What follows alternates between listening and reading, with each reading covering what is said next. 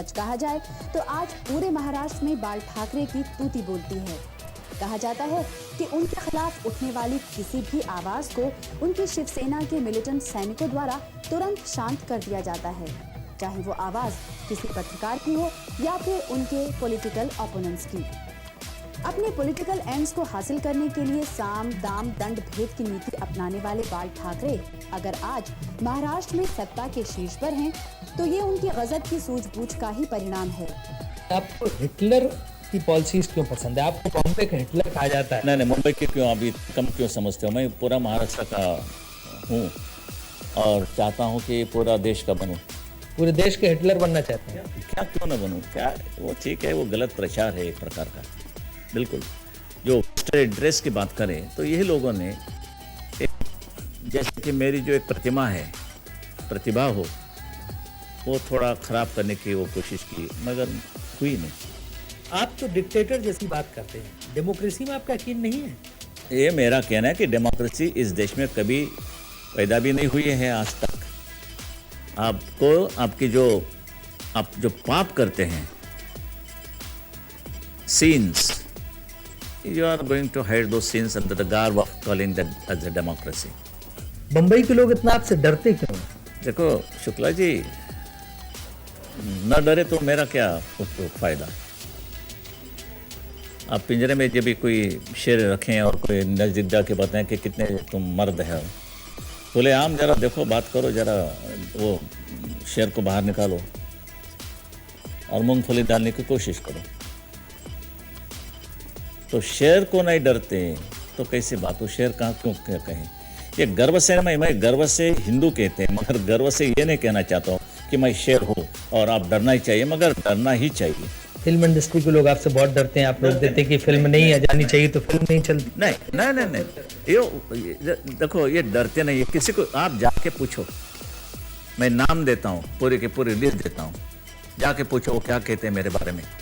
वो तो कहते हैं कि बाला साहब से पंगा लेके क्या करना, कहीं मेरी फिल्म बंद करवा दी, सिनेमा में रिलीज नहीं होने दी तो मुश्किल आ जाएगी। अरे आराम से रोजी रोटी कमाते हैं, आराम से खाते हैं, और फिर भी डर होती है आपके मन में, कैसी बात? और डर होते तो क्यों रहते हैं आप लोग? सिनेमा वर्ल्ड में चित्रपट सेना है आपकी, हाँ, बाकी जगह उद्योगों में कामगार सेना है, तो हर जगह आपके लोग बैठे हुए, कहीं कुछ हो तो लोगों को एक डरा धमका के रखने के लिए। नहीं, ज़्यादा कोई शाना बने तो हमारी कोई बात नहीं होती है, और दूसरे भी यही बात बर्ताव करेंगे उनके साथ। अच्छा, आप खुद चीफ मिनिस्टर क्यों नहीं बनना चाहते हैं? I am for the people and I would like to live with the people.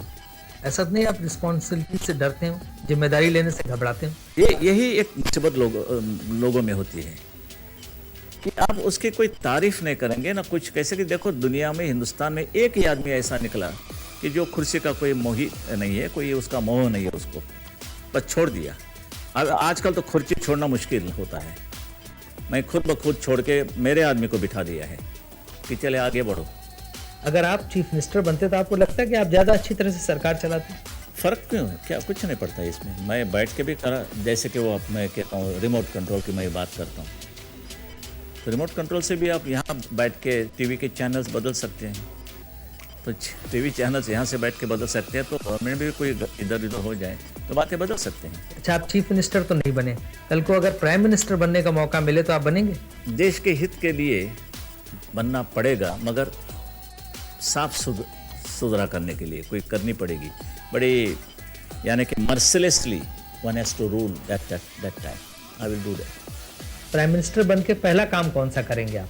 पहला बिल्कुल कश्मीर साफ करूँगा। एक ही आदमी मेरे देश में, पूरे देश में, चाहे वो पाकिस्तान का हो या बांग्लादेश का हो, यहाँ नहीं रहेगा। और जितने कोई आतंकवादी आए हैं, एक पर भी मैं मुकदमा नहीं चलाऊँगा। Shoot to kill. आप इतना फिट कैसे रहते हैं? मैं ना पैसा खाता हूँ ना अनाज खाता हूँ, मैं गालियाँ ज़्यादा खाता हूँ, तो फिट रहता हूँ।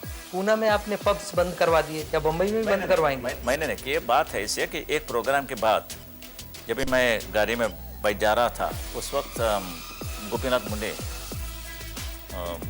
मुझे मिला। उन्होंने कहा कि बाला साहब, अभी एक ऐसी खबर आई है कि यहाँ एक कोई पब चलते हैं और वहाँ यानी कि ये जवान लड़के और लड़कियाँ नंगे नाच करते हैं, सिगरेट ये करते पीते हैं, जो वो गर्द की होती है, ब्राउन शुगर की, पता नहीं।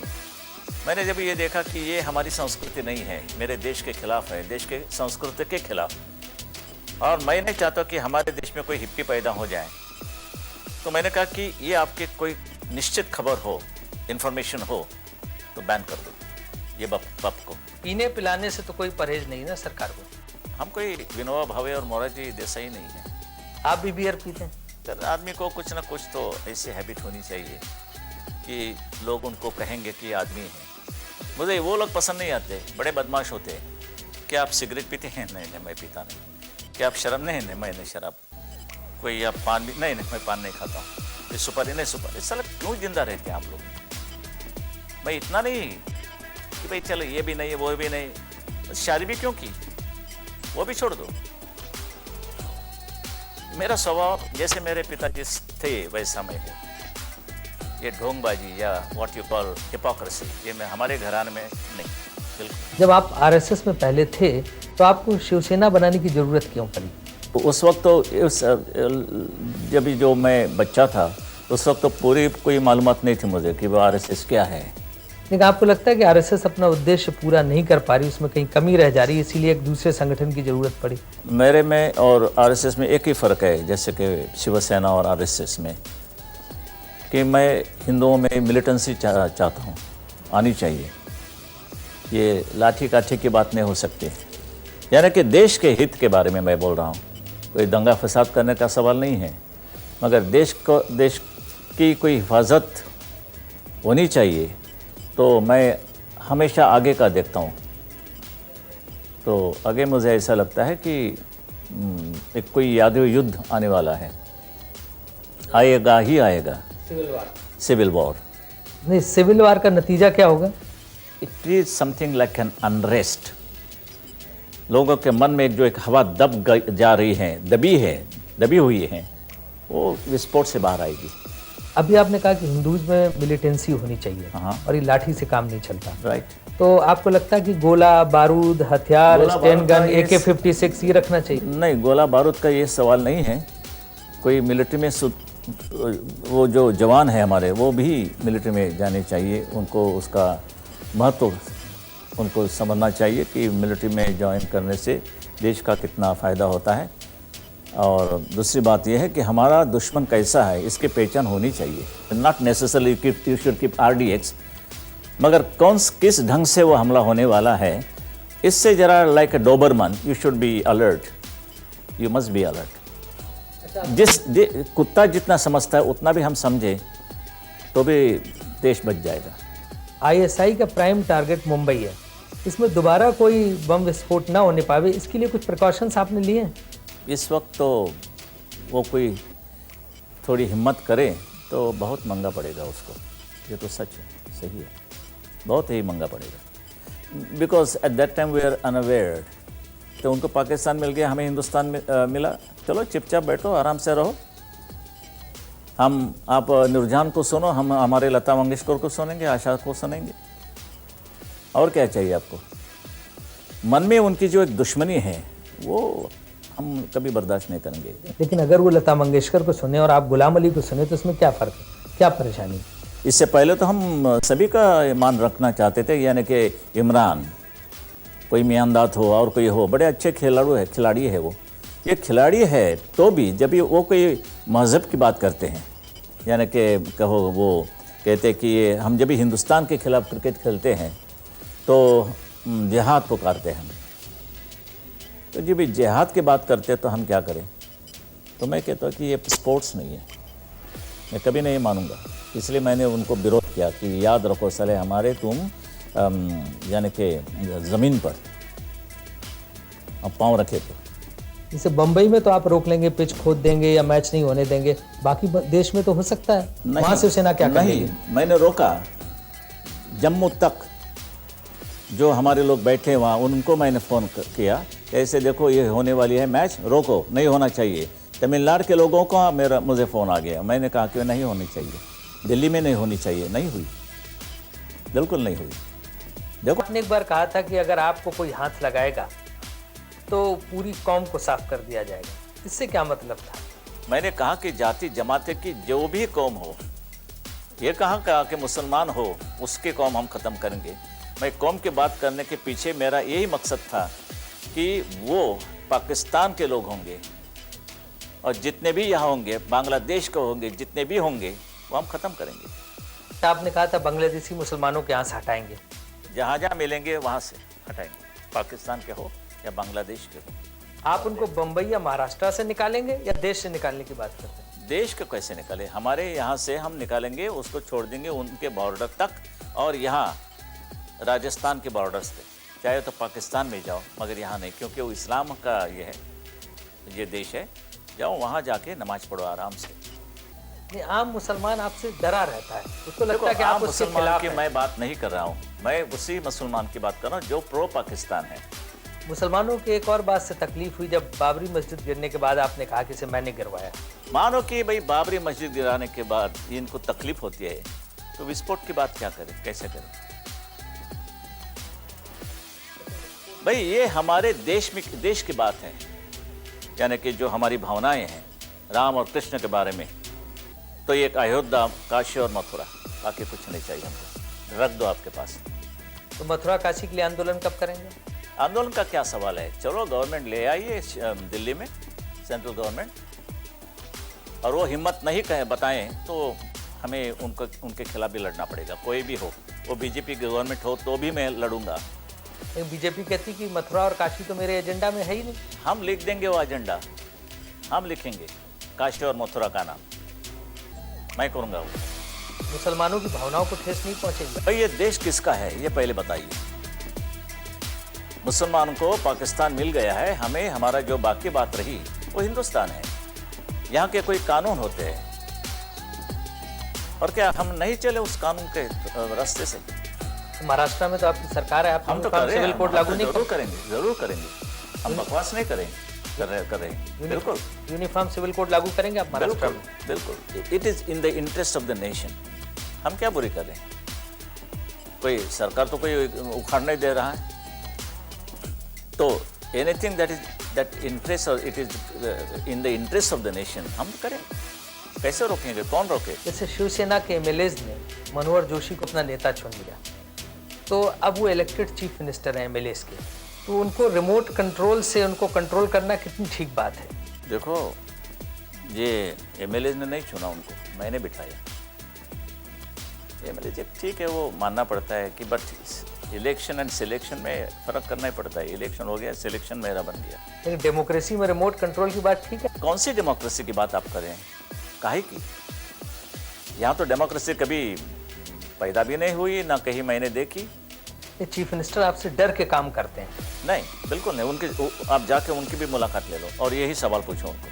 लेकिन असलियत में तो एक प्रेशर उनके ऊपर रहता है हमेशा। कितने ऐसे उन्होंने ये डिसीजंस लिए हैं बिना पूछ के, मगर पॉलिसी के खिलाफ कोई बात हो जाए तो मैं किसी को भी नहीं छोड़ूंगा, चाहे ये आज है वो कल दूसरा होगा या परसों, वो सवाल नहीं है।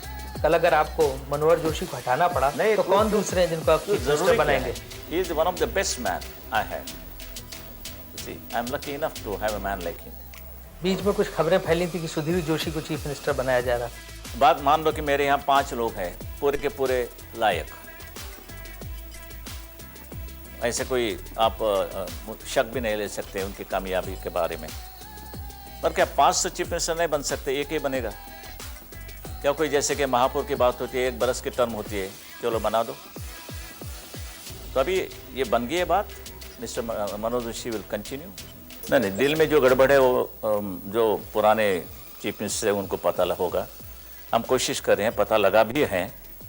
आई am concern with the natural, I mean the green belt, the natural beauty of the Konkan area.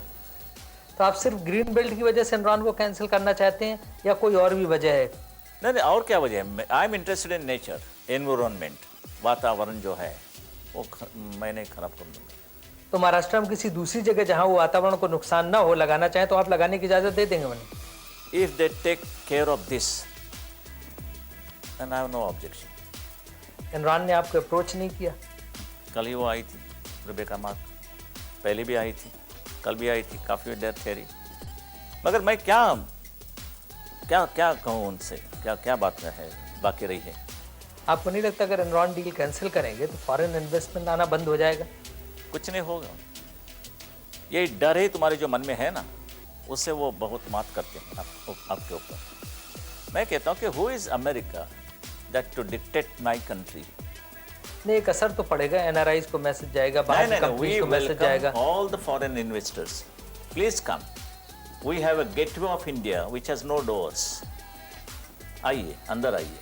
लेकिन इस तरह से जब एक बार प्रोजेक्ट फाइनल हो जाए और काम शुरू हो जाए, उसके बाद उनको हटाना अच्छा है? नहीं, अब बहुत ही महंगा एक प्रोजेक्ट हम कैसे बर्दाश्त करेंगे? एक वाइट एलिफेंट ठीक है, मगर ये वाइट एलिफेंट से भी ज़्यादा होगा, जिससे खिलाना बहुत मुश्किल होगा, और फिर अंधेरा ही अंधेरा।